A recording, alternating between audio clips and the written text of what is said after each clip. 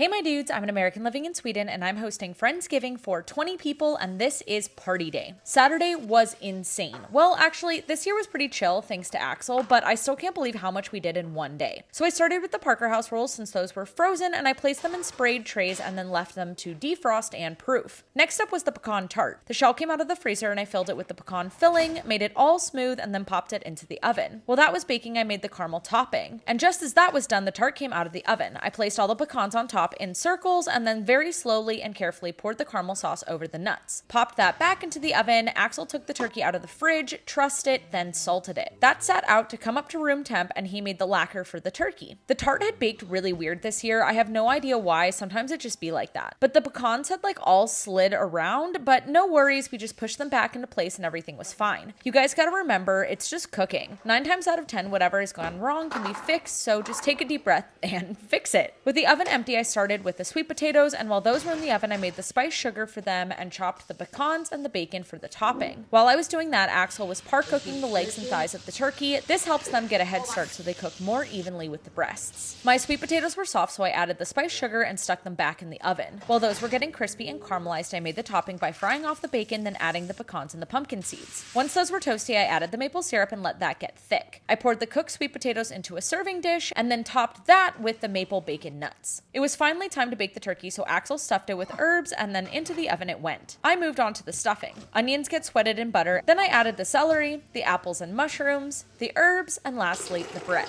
I moistened the whole thing with several rounds of chicken stock and then popped that in the serving dish. Axel, meanwhile, was glazing the turkey with the lacquer. I took a shower, then we had banh mi for lunch. The first rule of party day is to eat takeout for lunch. Very important. Then I took a nap for about an hour. That's the second rule of party day. Always take a nap. The rolls were proofed, so I brushed them with egg wash and popped them in the oven. When they were golden brown, they came out and got a second layer of egg wash. The egg is cooked on contact, you guys, so stop freaking out. Then I did my hair and ironed my dress. Why didn't I do this last week? Axel was making coffee, such a great thing to make ahead. And the turkey looked so beautiful. Annalie came over to help out and make the salad, and I was dressed and ready and threw the scalloped potatoes in the oven. Once hot, it got a layer of cheese and went back in. Axel put the breadcrumb topping on the green bean casserole. Matilda came over. I put the punch together, and then the ice ring in it looked so cute. We lit all the candles and people started to arrive. The food looked so beautiful this year. I was so happy. I feel like every year this party just gets better and better. The food is more beautiful, and yet the week leading up to the party is easier and more fun. This was definitely the best year yet.